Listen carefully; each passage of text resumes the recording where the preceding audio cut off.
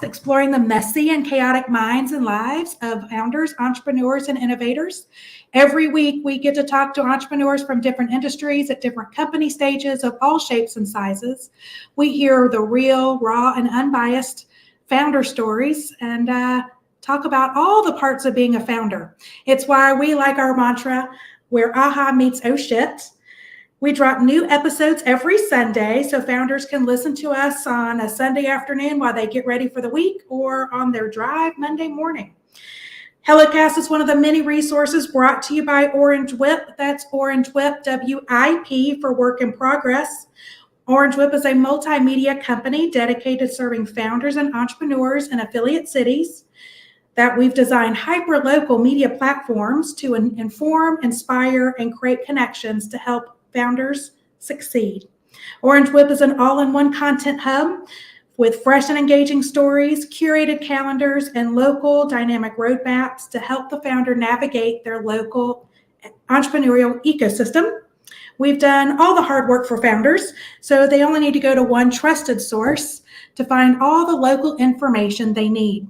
My name is Jennifer Sutton. My friends and family call me JJ.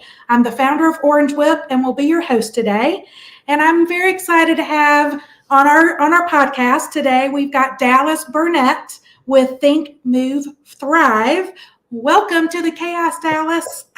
Welcome. Thank you for having me, Jennifer. This is awesome to be with you today. I'm excited for our conversation. I know it's been, I would say, I don't think I've talked to you in like 6-7 years. Yeah. And I know you've got a great journey, your entrepreneurial journey. And as you said, oh my gosh, your word might be chaos, but like most of us.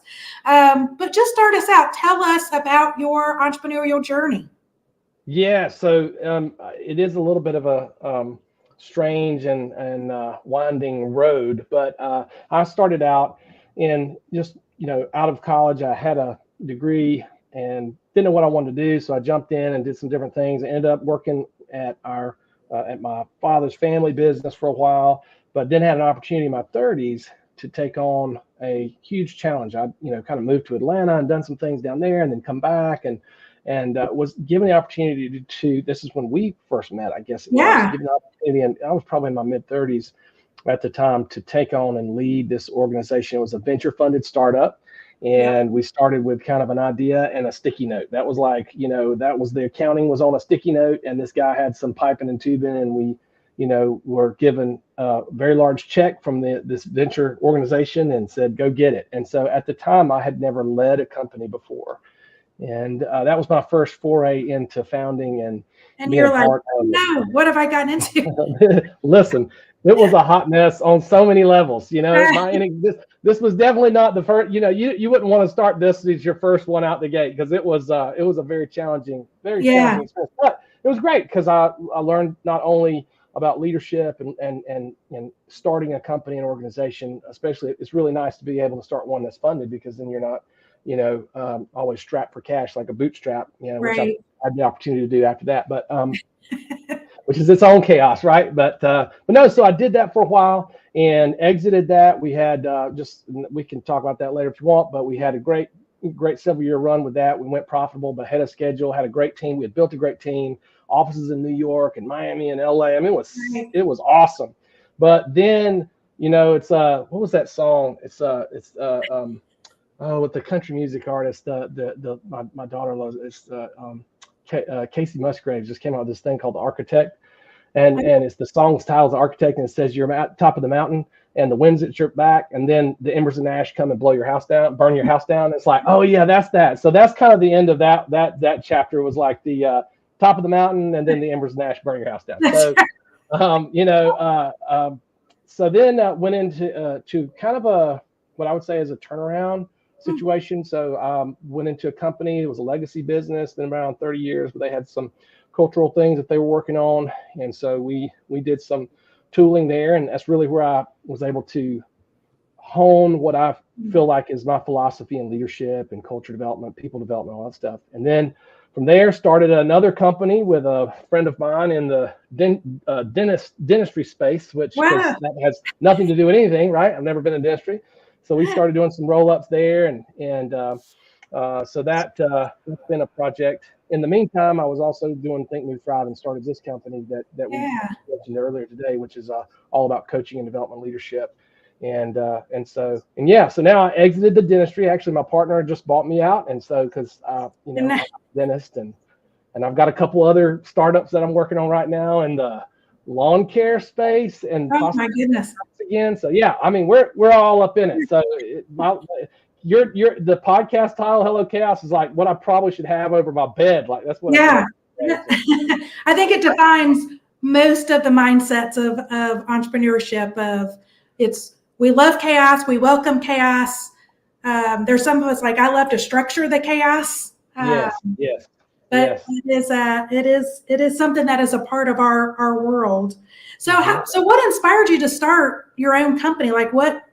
Now you're kind of like, hey, I'm doing all this stuff, but where are you getting your inspiration? That's a great question. So I would say number one, I am the son of two teachers. So my mom was an English teacher, my dad was a chemistry teacher. But my dad, since I was 4 or 5, had started his own company, and him and his two brothers have grown that, and it's very successful. They do great. And so I'm the son of an entrepreneur as well.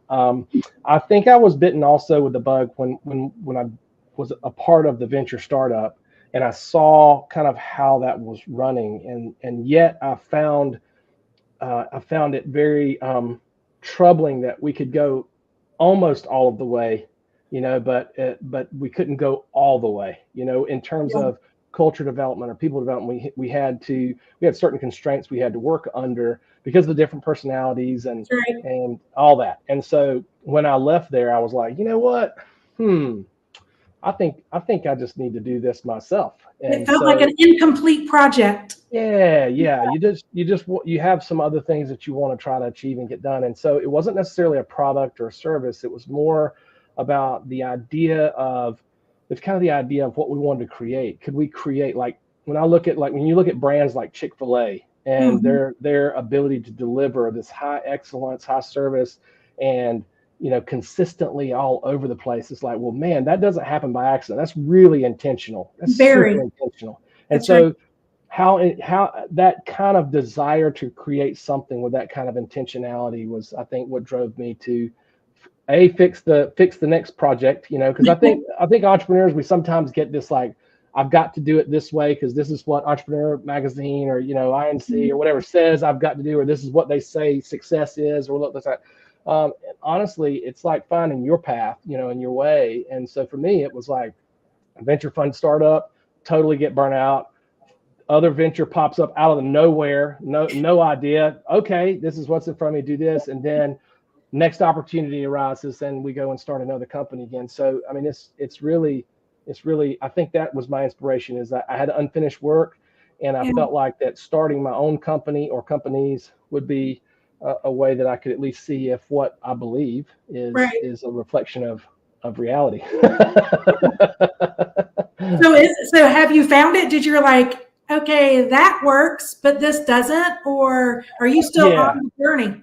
No, I mean, I guess we're always on the journey. I feel like I have a lot more clarity. Like when I first started in that high-end window shade business and that venture funded startup, and we were growing a team, and it was a dispersed team, and it was trying to figure out how do we maintain culture as we grow really fast, because we had a lot of cash infusion and we're hiring people all over the country, and we didn't exist 6 months earlier. And so it's like, how do we do this in some kind of ways to where our delivery to the customer, the brand experience, is consistent in New York and LA and Miami and wherever else we're going. And so we worked out some things there, but it was my first rodeo in trying to pull that together. And so I learned a lot out of that experience about creating language and different processes and systems, and what works and what doesn't, and people, and how to bring on the right people. A lot of strong personalities. Oh man. Yeah. That was, I think that's a challenge too, because I think sometimes as entrepreneurs, we think, if you're coming out of a product base, I was able to do some patents when I was in water treatment, and you think of this product a lot of times, and you're like, oh, if I can just deliver this product, to the people, everything's good. I can start this entrepreneurial venture, and it's everybody's going to love this, and it's like, you know, writing a hit song, everybody's going to take it. But then even when you're writing music and writing a hit song, you don't realize there's a record label that you got to deal with that's got all these executives that's looking at your shoulders. So they're going to have an opinion too, especially if they gave you $1 million to write this hit song. Right. You know? And so same thing with entrepreneurship. If you take the money, or even if you're hiring a lot of people and you're bootstrapping it, you're still, I think sometimes we can underestimate the people part. If we're in a 100, that I think that's been my biggest lesson over with Bright, the 10 years, but especially that hit home over the last like 3 to 5 years of you're really in the people business. Yes, that's exactly right. And yeah, it's a challenge. And well, it really self-discovery of like your own strengths and weakness. Like you really have to know yourself and what kind of leader you are. And yeah. I'll tell you a funny story. This was the eye opener for me. You know, coming out of, you know, this totally not the same business sector, and then walking into this role as kind of like the guy, whatever that means, of this thing. And we were being incubated in this massive company. And so we're the like little cool kids over there in this like financial company that's being incubated by us. So that you look out this cube farm outside of my office, and then we got the cool shirts, and we're talking to people in New York and LA. So but what was so funny is that I realized that even people that weren't even in our company were watching me in a way that I had not been prepared for. And like I would put my feet up on my desk if I was in an hour conversation. I don't know why. I put one foot up on it, and I'd lean back and talking. Well, people like, hey, you put your feet up on your desk when you talk on the phone after 3 o'clock in the afternoon. It's like, really? Are you what? You know, I know you're feeling this way because you started saying this and that, and it's like listening through. Well, I was totally unprepared for the amount of visibility that a leadership role and that. So to your point of learning about yourself and learning more about yourself, I think that's entrepreneurship, especially as your team grows. You said it perfectly when you said we're in the people business. It becomes less about the product and service and more about how you motivate, inspire, and kind of rein in and, you know, manage and develop people, because that's who's going to help you deliver this amazing service or this amazing product. And all of those people are looking at you, and you're trying to figure out like, what kind of a leader am I? Am I this, you know, pound it and, you know, micromanager, or maybe when I do micromanage, I lose a good team member. So I got to figure out how to get out of this. I got to start relinquishing some of this control, but I'm a control freak. So I got to figure this out. You know, you got all these kind of things. It's a hot mess on top of the fact that you're running a business that could fail. So yeah. That's hello chaos, right? It's hello chaos. And a lot of us, I think we've, you know, that journey, you might find that your leadership style pivots and changes and evolves based on where you are in the company, you know, and the hats that you wear and yeah. Most of the time, now I know, I think one of the things that I've learned is what kind of people I need to surround myself with first. Yeah. And so I am a creative, and so I'm a number 7 on the Enneagram. So any of you Enneagrammers out there, you know, I'm an adventure, something new, something. I have squirrel moments like every 5 minutes. Like it's surprising I haven't done on the show already. So, but what I need help administratively in a major way, and I also need to be in a very somber mood to look at P&L statements. So. And so I go get accountants, CFOs, and admins like as fast as I can, as soon as the business can support it. And so so for me, that's just you start to learn the types of people that make you better. And so I need somebody looking over my shoulder and asking questions like, hey, why are you doing that? Because I will do something just because it needs to be done. This is a great for the creative, you know, whatever of it. It's like, well, yeah, but if that doesn't really matter to the customer, then why are you putting in the extra time after it? You know, so I think people offering me that counsel and feedback has really been good in my career. And I would not have known that, you know, in my early 30s. I just wouldn't know because I didn't know myself. And I would almost, you got to be careful because you almost like, you know, you can get into situations when you're leading where you feel like you have to be perfect. You have to have all the answers. You have to all this stuff. And I was reading a study the other day. It was saying that leaders who are great leaders but they are also like they come across and present themselves as perfect are actually seen negatively by other people. But leaders who are really great and capable and confident, but then they'll have a screw up every now and then. Yeah. It's like a chink in the armor, and it normalizes them to everybody. And That's so right. everybody's like, yeah, he's cool, man. Because man, remember when you tripped up the steps the other day? But if you like, or if you remember when you missed that thing on that report, or when you said that to the client, and it was like an oops moment, but you kind of own it graciously and with humility. Right. It gives you so much more rapport with your team because you're normal, and you may think I am normal. I've got problems just like everybody else, but your team is seeing you as this leader, this entrepreneur, and sometimes they can put you on a pedestal. So I thought that was a fascinating study about that. So, all right. So what do you think, everyone's like, oh, I want to own my own business and I want to start a company, or, I want to, be that lead. What do you think is the biggest misperception or misconception about being a founder and entrepreneur? And how would you debunk that myth?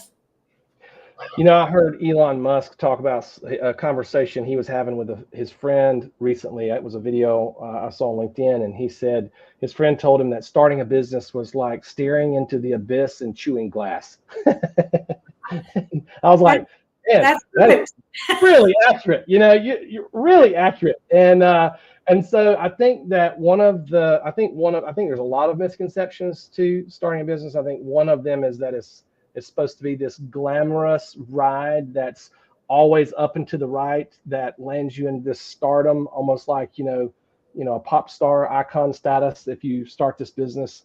I think that's one thing, especially for when I was a younger entrepreneur in my mindset. If you're looking at entrepreneur magazines or you're looking at different people that have made it on social media, I think that you just have that misconception. I think that another misconception is that people may feel like that it's glamorous, or they probably dramatically underestimate how difficult it is. Mm-hmm. I mean, I don't think I've started several companies, bought a few, sold a few, and I don't know that any one of them.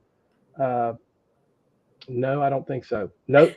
None of them were as easy as I had hoped or expected, or even when I had a good idea going into it, what it was. There's always these life has a way of keeping you honest. The walls that you have to jump over. So what do you think has been, all the companies and even where you are now, what's been your biggest aha moment? Oh man. Oh, biggest aha moment. I think I've had a few.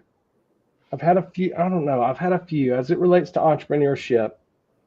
I would say can I give you like two or three? Can I give you two or three big aha moments?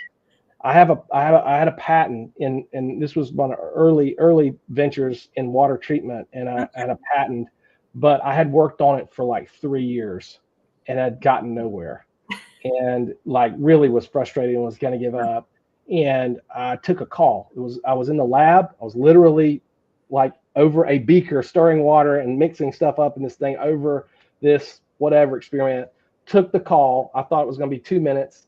I came back like half an hour later and accidentally had done this. Didn't blow up the lab. Thankfully, I've done that. I've come close to that before, but not this time. But anyway, so I did that. Well, ultimately that created a result that I didn't think was possible, and ultimately that ended up being the foundation of the ultimate patent. And it was completely by accident. I would never found that without taking that call and over what I did. So I think that was one that I just was like, you just say thank you for dropping one out of the sky on me on that one, because I would not have gotten that one on my own. I think another aha moment was really realizing that you have to be able to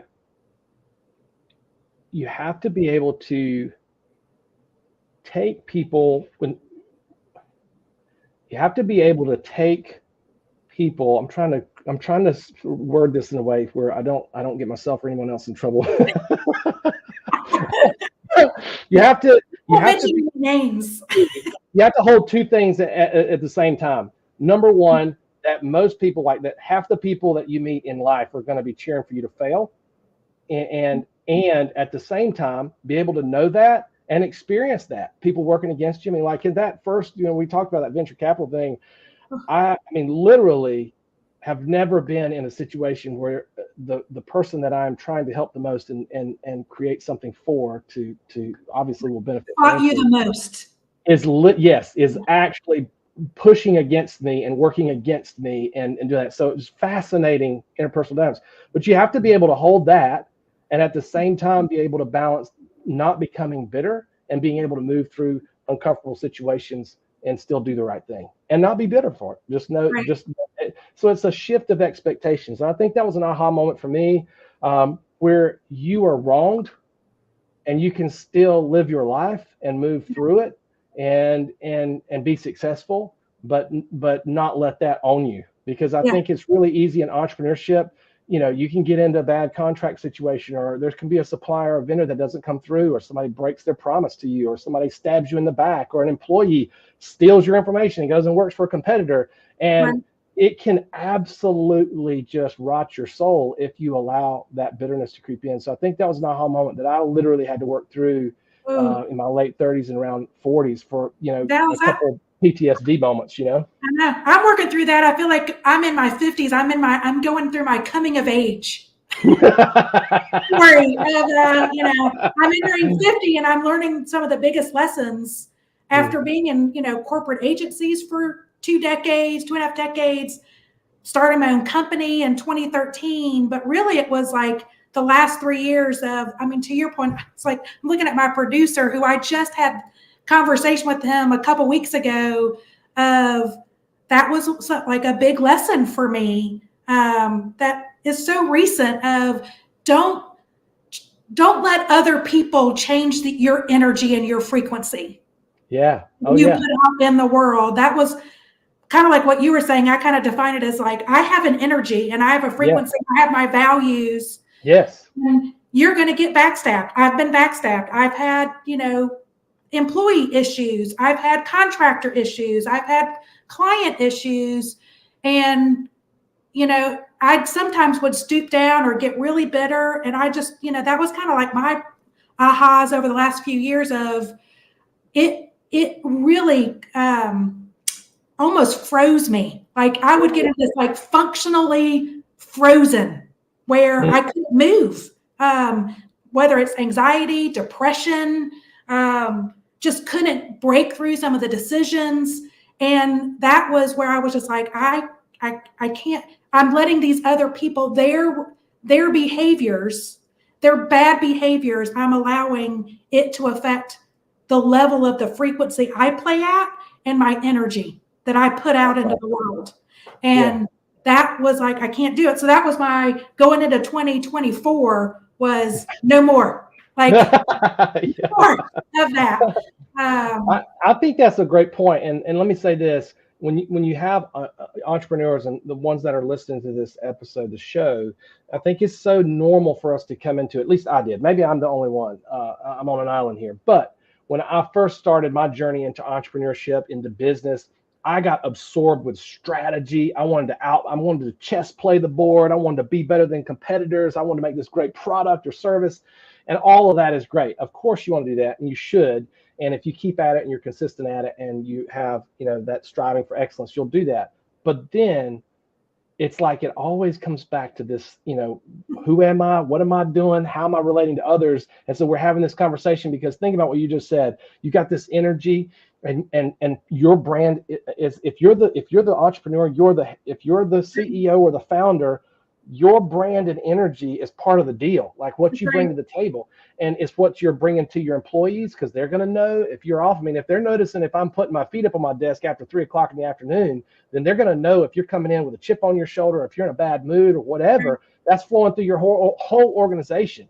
That's going to your vendors, your suppliers, and you can't give what you don't have, right? That's a tenet of leadership. You can't give what you don't have, but you will give what you do. So if you're struggling with all this turmoil, because it's like what we were talking about, you're going to get beat up, you're going to get knocked down, you're going to get hit.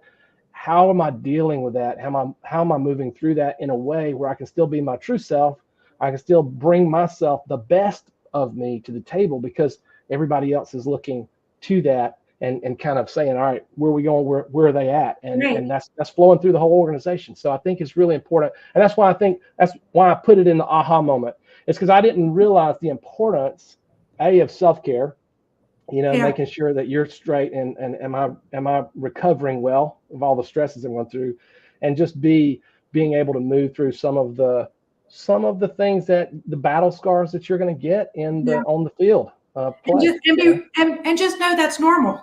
Because I think that's the other thing with entrepreneurship and why, we started the podcast, and I love the conversations that we have, among founders, is trying to normalize some of this of it is going to be hard. You are going to, you're going to have some aha moments, like those self-reflections, but, and I'm going to ask you this, but like the oh shit moments of like, holy, even though I heard about, these things, I didn't think that would ever happen to me because they're a friend or a relative. And it's like, oh, like your worst nightmare could happen.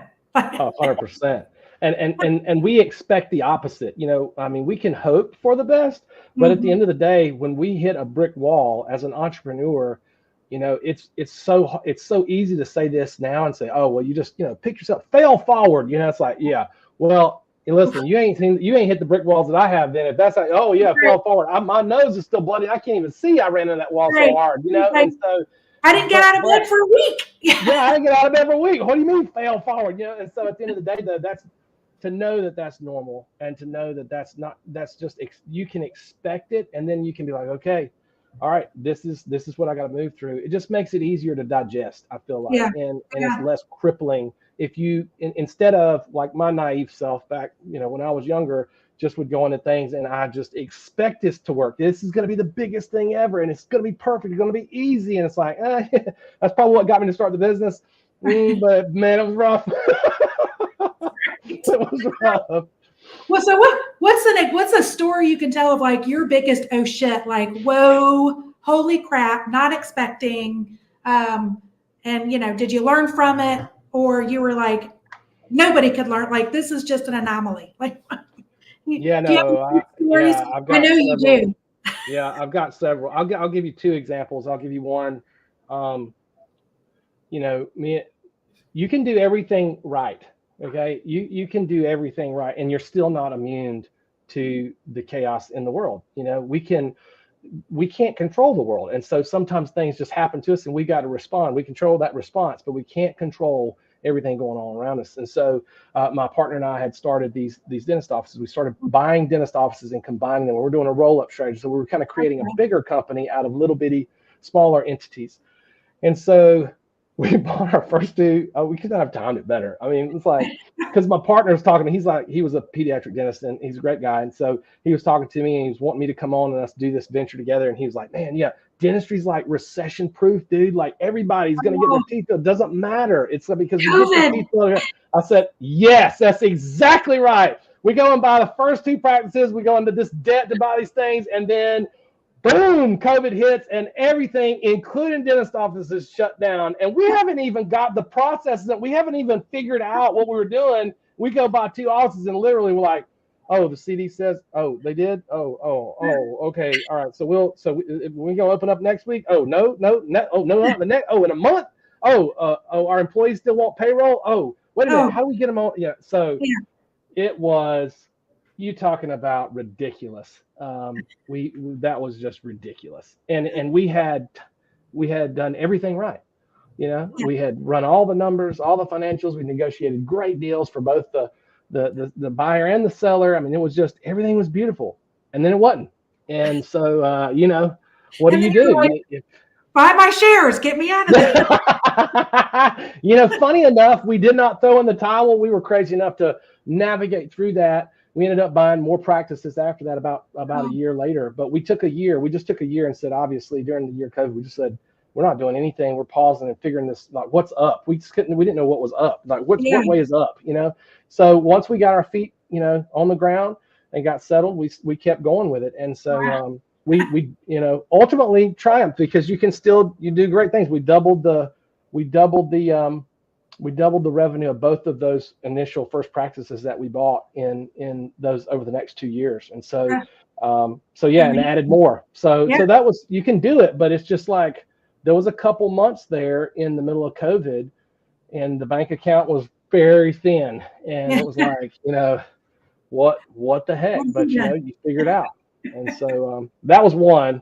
I had another one. I think from a lesson from that is that, again, we can't control certain things that happen. I can't control that COVID was not even on the radar. We buy these practices and then the world shuts down.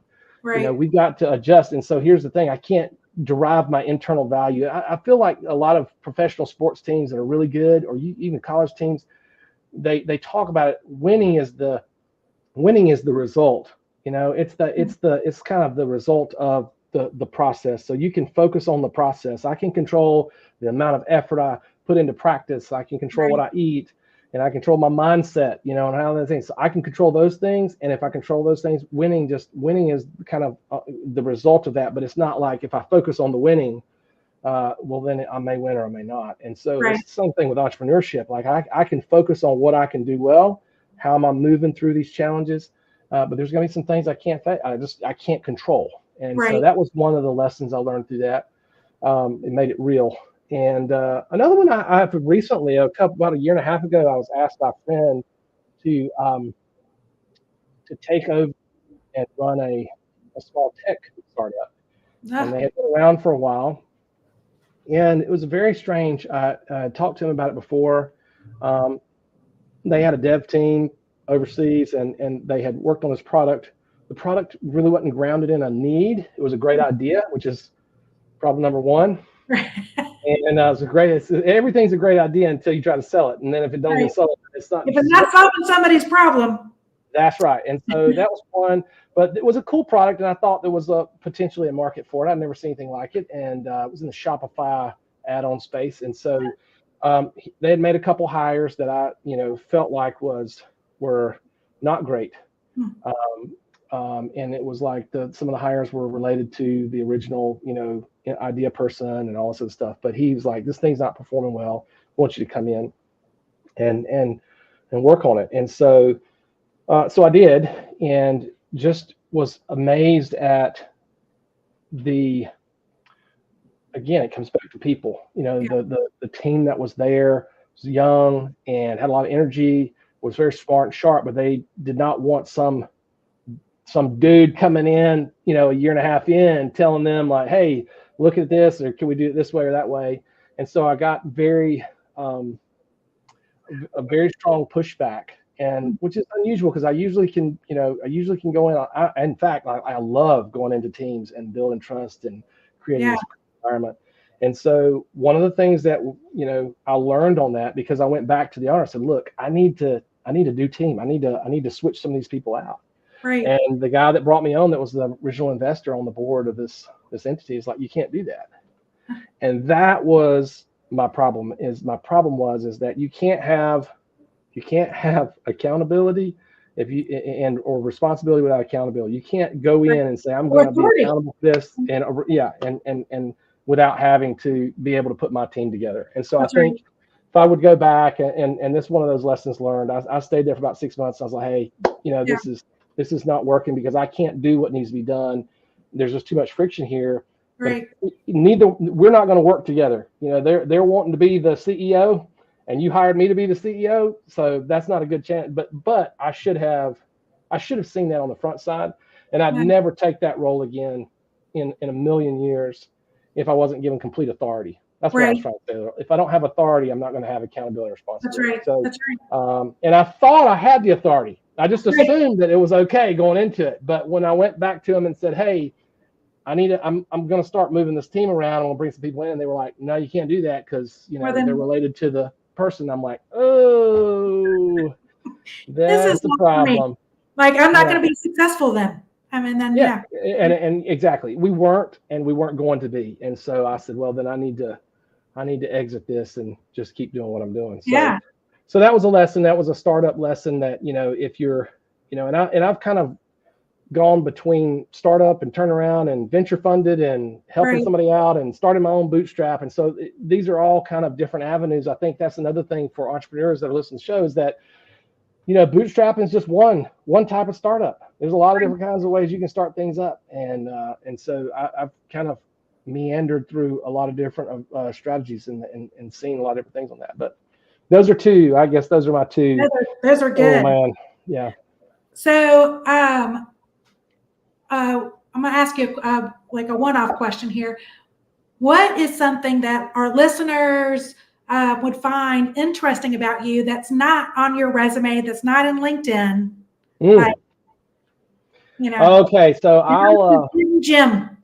So this is back and this is a past life. So I made that statement about Casey Musgraves, right? And she's a singer-songwriter in Nashville. But I met Casey backstage when she was 16 at the stage in Nashville, Tennessee, because in a past life I was this singer-songwriter. And so so I had no idea. Yeah. So I was writing music, and I ended up entering in this national competition, and lo and behold, who knew, it was the only one I'd ever entered in. I won it.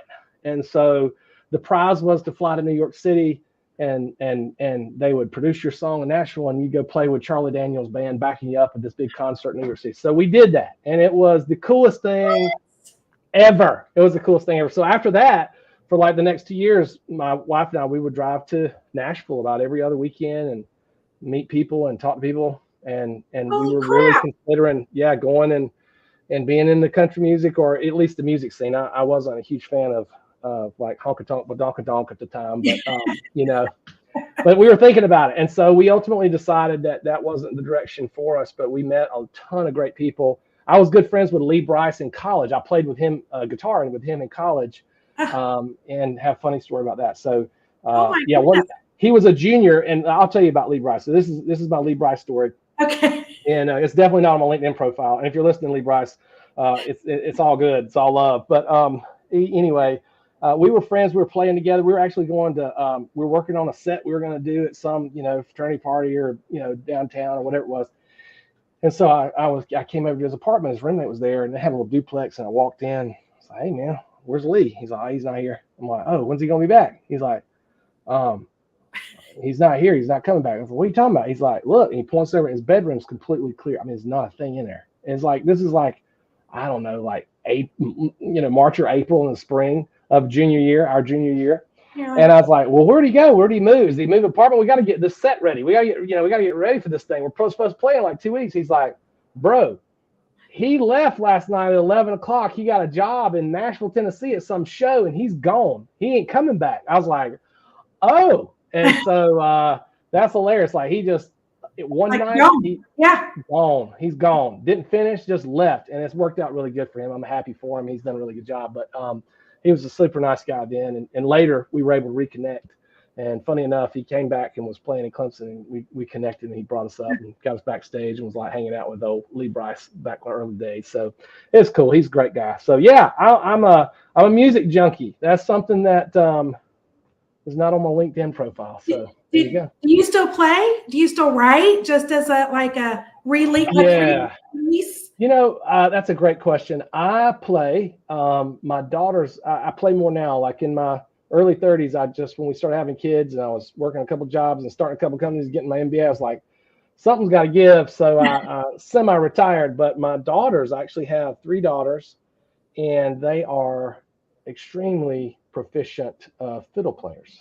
And so I have been playing a lot more with them as of the last few years. And so it's kind of funny because it's kind of cool because it's kind of everything comes back around, right? So start having kids and stop playing. Now the kids are the reason I'm like, "Hey, let's go do this." And so yeah, I'm playing more now. Still haven't written very much. I kind of I got in a funk with that late in 20s when I got messed up with Nashville, and they were like, publishing companies like, "We need you to write like this." And handed me a song, and I was like, "Oh, okay, I'll try to do that." And that was not good for me because I just kind of wrote to write. And so, but I've written a few bedtime stories for the daughters over the years just to help them get to sleep and different things like that. But I think I was just telling somebody the other day, I was like, "Man, I need to I need to pick up this craft again because I Get your enjoy creative doing it. outlet going. Yeah. That's right. That's right. Yeah.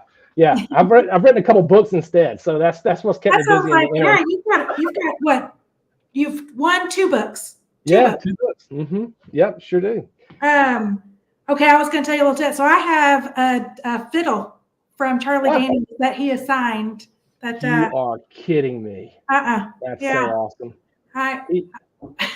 Don't That's ask. fantastic. You know, I get a little tipsy. I get invited to these silent auctions, and then you start getting on the app and you're like, oh, I need Charlie Daniels fiddle. So I have a front room or whatever in our house it's kind of our music room, library, just our chill room. But yeah, I've got all these like unusual instruments that I've collected over time. Like we got some ukuleles, I got Charlie Daniels fiddle, I've got an antique violin, like a German unusual violin. I've got some like strange shaped guitar that's from Russia. Like you're a collector. I have a tuba. I got a saxophone. I mean, it's just like silliness. Great. You gotta have a complete ensemble there. I don't know how to play any of them. Nobody knows how to play. Other than my husband, we've got guitars and stuff. My 2 sons like to play. They just kind of fiddle strum, and my husband plays piano. But the other instruments are literally all collected from these bizarre auctions that I attend. I'm like, oh, an instrument? Oh, I must have it. Well, everybody has their thing. So if yours is bizarre instruments and auctions, then so be it. And I got to get it. It's just, it's meant to be. I've sat across the table at lunch with Charlie Daniels, and that guy, you have a very fine piece of art, because that is one of the most genuine, nice guys, the most gracious guys I think I've ever met in my life. Like, he is obviously really famous. We went up there and he was doing a press conference. So like, have the wall of whatever the sponsors are, and you're standing up in front of the wall they're doing. So they're doing this, and I just got to be in the back of the room. We were sitting there, and all these people are asking New York, it's during this, it was the year the CMAs went to New York City. They were remodeling the big arena in Nashville. So everybody was in New York City for the CMA Awards. So they were doing all this stuff, and he's sitting there, and all the pictures are taken, they're asking questions, and he goes, hold on, stops it right in the middle of the interview. Hey, I want you to come up here. Dallas, come on up here. Danielle, come on up here. And he calls me and Danielle up beside him, puts his arms around us, and is like, I want y'all to see these guys right here. I want you to ask them some questions, because these are up and coming. They're going to be the next. And it was like, he didn't have to do that. There was no reason he had to do that. He was so gracious and sharing of what he had. You got to lift people up. That's right. Yeah, you got to lift people up. And I just looked at that and it's like, here's somebody who's made it to the top. And I think this is a good lesson for entrepreneurs. Everybody's chasing the dream. If you're an entrepreneur, you're trying to chase the dream. Now, I'm a big fan of purpose. So I would hope it's something more than money. So if you're starting a company, please start it for some other reason than just to make $1. That's right. But if you have that purpose, then don't forget that all these people that you meet and come in contact with along the way are little, it's just amazing opportunities that you have to impact people. And I think sometimes we get lost in the systems, the process, the strategy, the competitors, the stress, the bank accounts, the P&Ls, all these things. And we forget that we're in the sea of people that we have an impact on. It's like you were saying earlier, your energy is going out to all these people. And Charlie's energy went out to me, changed me in a major way, because he showed a great example to me of how to bring people with me, how to bring people with me. So if you're an entrepreneur, don't just run in front, bring people with you, and bring your employees with you. Develop your people, develop your employees, because I think that's super rewarding. Yeah, and that's how you change people. That's right. So it's a bigger vision than just a system or process. So yeah. Oh, that's such a good lesson. I love it. So speaking of that, was he your greatest cheerleader? Like, who in your life, you said surround people, surround yourself with the people that really support you and lift you up and in the good times and the bad.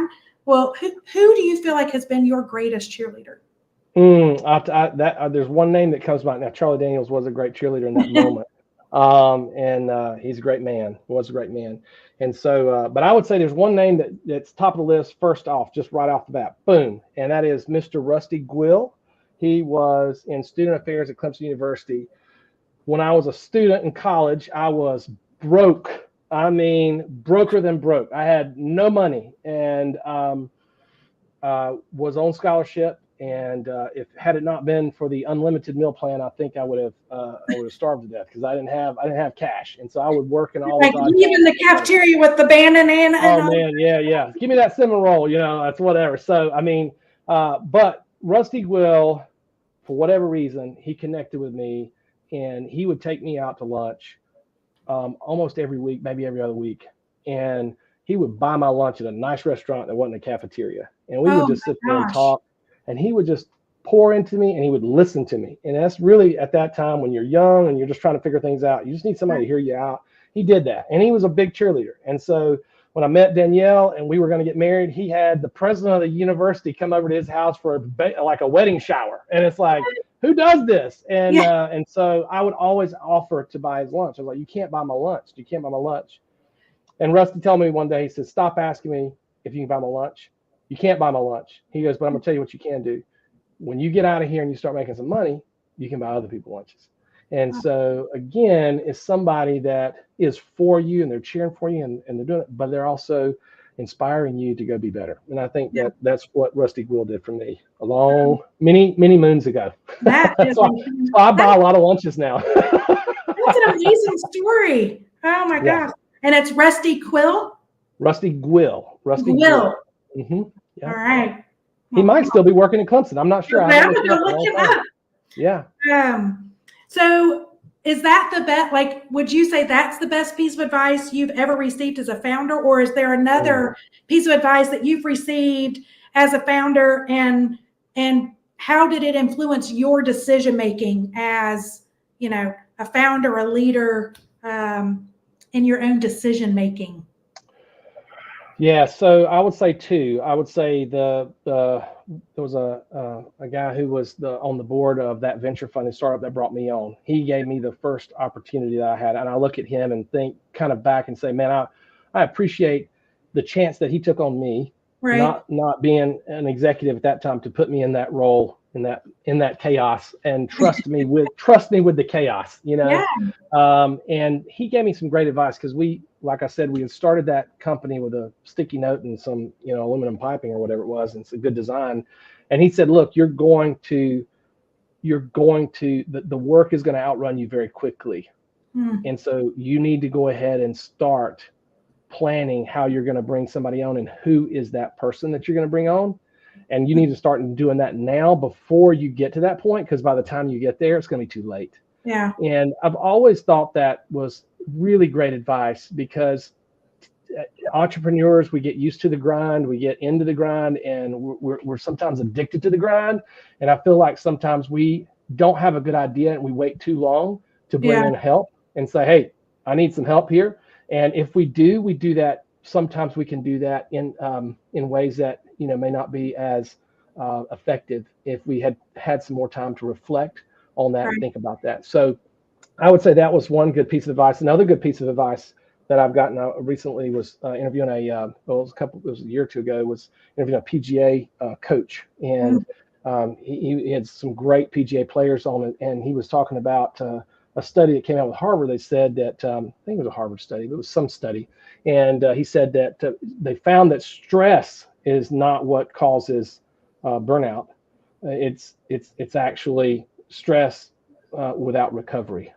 And I think that as entrepreneurs, we go, oh, I'm burnt out. I just need to go on a vacation.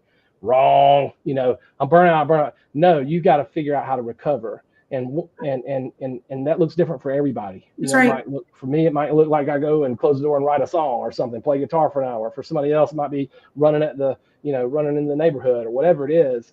But you have to figure out not only what it is that you need to recover, but how often you need to recover and what things would take energy from you that would mean that you need to go and recover. Because stress, it's like you said, you're pumping iron and everything, you're getting your muscles stronger. Right. Stress is great, man. That's what builds muscle. Entrepreneurs, we got to put hello chaos, baby. Let's go. That's what we live in. if we want to do it for the long haul, because I think entrepreneurship is not hopefully not a one-time deal. It's a lifelong thing. That's right. And whether I'm starting a business or I'm in a company, I'm still an entrepreneur at heart. And so, but to do that and do that well for the long haul and not die of like a heart attack at 35, I've got to figure out. And that's one thing I will say over my life I've done poorly. I have a talk I give a lot on burnout. It's one of our most popular talks, and my personal journey, with burnouts is very personal because it ended in my first panic attack at age 30. You don't have to have many of those before you go, okay, all right, what's going on here? I feel like I'm going to explode or die. One of the two. What's going on here? And so you got to figure out how to recover. And I would say encourage all the entrepreneurs out there. Yes, you know how to grind it. Yeah, you're going to work some hours. Yes, it's going to be stressful. And yes, you have to figure out and listen to your body. You've got to recover, or you won't be in the game for a very long time. That's right. I kind of liken it, we talk about mental health and founder and entrepreneurship and how it's really become an epidemic of, 100%. stress. But you're right. I don't think people realize it's not just about paying attention to your mental health. It's about how are you building your mental toughness?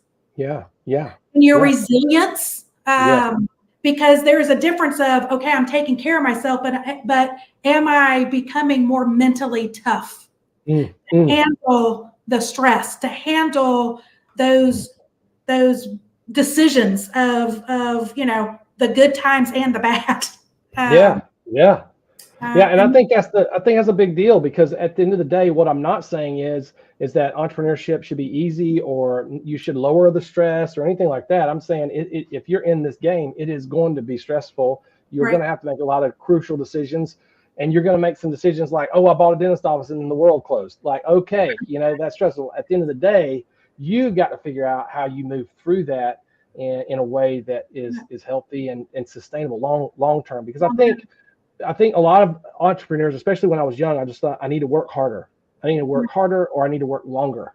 And I think there's a stigma. I think a lot of times when you see social media, I mean, you've got two ends of the spectrum. One is like, you should work 4 hours and make $1 million. Just work 4 hours a week. All right. Yeah. I'm sure Tim Ferriss is only working 4 hours a week these days. No. And he wrote the book and he made a lot of money off that book. But you got the other end of the spectrum where it's like, I sleep 4 hours a night. I get up and I start working out at 4 a.m. and then I just go and work 14-hour days. It's like, that's not sustainable either. I don't care who you are. And so there's this tension in the middle, and that's where most of us live. And I think that's where entrepreneurs really have to hone in what works for them that's sustainable long term. Yeah. Oh, that's a good point. Oh my goodness. I'm looking at the time. I'm like, oh my God, we've got to wrap up. Okay. Before one last question. Okay. Which I think I know what the answer will be, but maybe not. I'm going to give you an opportunity to think about it a little bit. But if you had to sum up your journey, your entrepreneur, your founder journey in just one word, what would be your word and why? Oh man. One word. Be my word and why. I would say, now I've got like 4 or 5 that's going through my head. I would say that founder journey. I'm debating between 2 words and they're close, but I would say one would be intentional, which is kind of weird, but in the sense that it's intentional and that I want to be like, it's my entrepreneurial journey has forced me to be more intentional about my relationships, more intentional about my time, more intentional about what I'm doing during the day, more intentional about my sleep, all these things. And I was way less intentional early on in the journey. I think the other word is that's a great word, by the way. Yeah.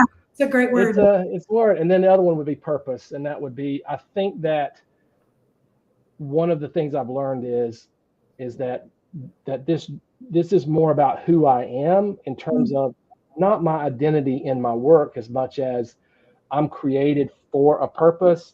And it's about that. And that if I'm living in that purpose, if I'm living in what I'm created to live in, then it's kind of like the winning is going to take care of itself.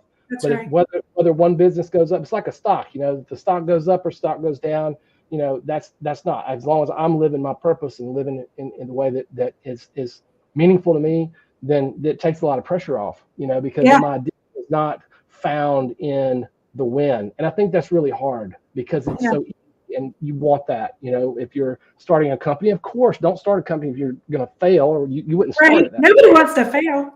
Yeah, you want to be successful, but sometimes we do. And so I think at those moments, and I've experienced both highs and lows. Yeah. And at the end of the day, the highs are high, but they're not that high, and they don't Right. last that long. And the lows feel really low, but they don't last forever. And so That's at the right. end of the day, it's that purpose that you're living that really gives meaning to what you're doing. And I think No, that's two words: that's purpose. two great words. And I ask but I get different words every time. So I love the question. Good question. Yeah. Everyone has their own different words, their own journey that defines them. So but those are two great words. Okay. We're out of time. What can you tell me more? Like, I know you've got 2 books.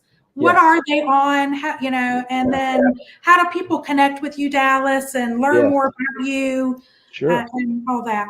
That's fantastic. Thank you for giving me an opportunity to share about them. Number one, I wrote a book in 2018 called Move, and it is essentially like a personal coach in a box. So if you're struggling in a life transition, I wrote it right after I left the venture funded startup. I had a few months to kill there, just as like sitting around, and I had worked with a lot of the millennials at the time, were young 20-year-olds that we were working with, and they were asking a lot of great questions. So I put that kind of system together. How to gain clarity in your life and elevate accountability and do these types of things. So it's a heavier lift, but it's a lot of personal stories from me. Yeah. It's a coach in a box. If you're going through a life transition, where do I need to go to school, or I'm an empty nester, or whatever. What kind of job do I need? Ted Lasso. Yeah. Ted Lasso. That's right. I love it. The second one is called Lift. It just came out in October. I'm really excited about that. It's done really well. We were actually a national bestseller. Here's a funny story. We would have been a Wall Street Journal bestseller, except for the week that we hit it.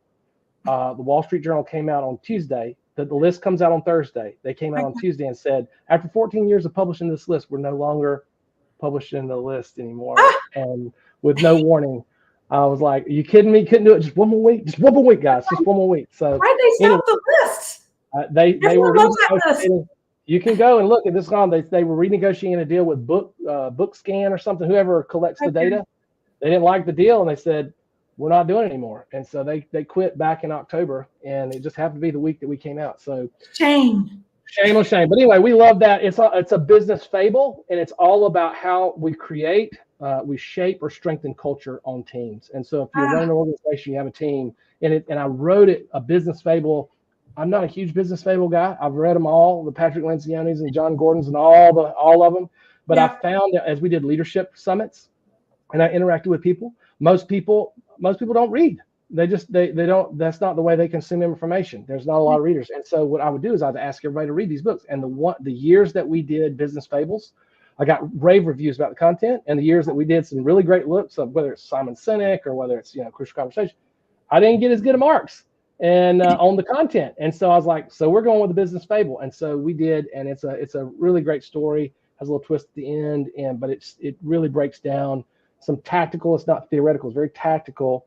How do we use reminders, routines, and rituals to create, shape, and strengthing culture in teams. So it's called Lift. It's called Lift. You can find it anywhere books sold, Amazon, all that places, it's all there. And you can connect with me on LinkedIn. Just look up Dallas Burnett. There's not too many Dallas Burnetts out there on LinkedIn. You can find me on LinkedIn. Love to connect with you there. We have a company called Think, Move, Thrive. We have a coaching system. We have an app that I instituted at that company I was talking about after I left the venture funding company. We did that there. It was a service company all over the Southeast, and we built a coaching system. So their technical engineers could coach and develop people, and not just spreadsheets and that type of stuff. So so we launched it there, and then we ended up turning it into an app, and now we've signed up people all over the place that are using that as a coaching system to do one-on-ones with their employees and help them set goals and make commitments and get feedback and all that good stuff. So that's what we do. That's who we are. ThinkMoveThrive.com. We'll tag it And we'll help share that, because I think every founder and entrepreneur needs that support. Yeah. As we start expanding our teams, it's one of the biggest challenges that we have is when we expand and scale. It's the people. It's the people. It's the people. Right. Well, thanks for hanging out with us, and it was so good to catch up with you, Dallas. And I appreciate all your stories. It was great. And so for everyone listening or watching us, thanks for joining us.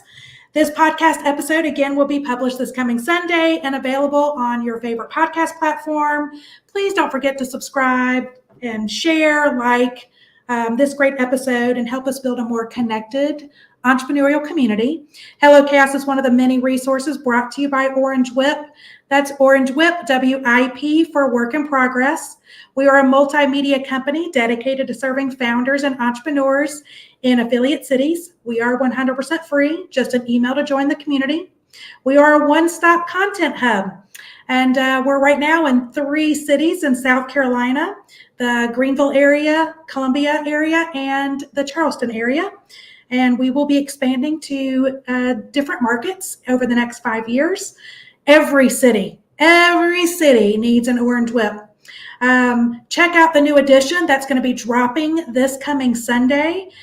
This next month's edition topic is on, I think it's on how to pivot, founders that had to pivot their brand. So great stories coming up. If you'd like to be a guest on our podcast or to support us in any way, send us an email to hello@orangewhip.com. Y'all, thank you for tuning in to Hello Chaos. It is where aha meets oh shit. I'm your host, Jennifer Sutton. We will see you again next week.